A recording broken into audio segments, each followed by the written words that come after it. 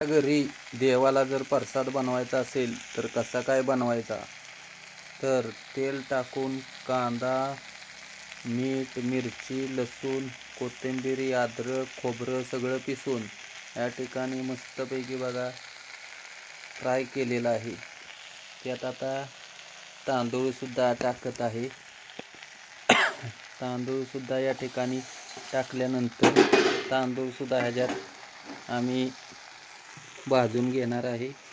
तांदूळ पण भाजून झाल्यानंतर लगेच पाणी एका साईडला गरम उकळून घेतलेलं आहे ते पाणी टाकायचं आहे आणि मस्तपैकी पेस्ट झाल्यावर 15 मिनिटातच गरम पाणी उकळून घेतलेलं आहे. या ठिकाणी कांदा, लसूण, मिरची, कोथिंबीर, बटाटा सर्व काही फ्राय करून घेतलेले. आता तुम्ही पाहू शकता कांदा, चटणी, मिरची, मीठ, मसाला, कोथिंबीर, खोबरं सगळं पिसून लसूण पिसून घेतलेलं आहे आणि एका साईडला गरम पाणी तापवलेलं आहे.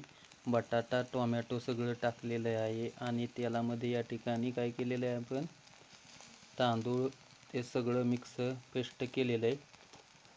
तर या ठिकाणी आपण पाणी टाकणार आहोत गरम उकळलेलं. 15 मिनिटात भात तयार.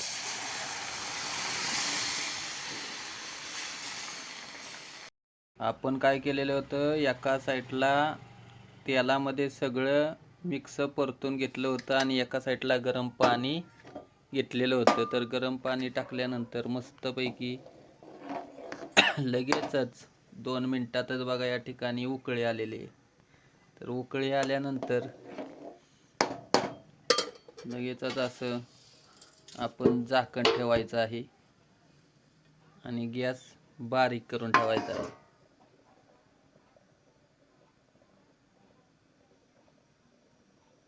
मसाले भात तयार झालेला आहे. बोला बोला बाळोमाच्या नावानं चांगलं खमंगपैकी असे मस्तपैकी टोमॅटो मसाले बटाटा भात तयार झालेला आहे. जय बाळोमा. खमंग वास सुटलेला आहे बरं का. मस्तपैकी जेवण कराया. बाळूमामासाठी प्रसाद बनवलेला आहे. सर्वांनी जेवण करायला या. जय बाळोमा.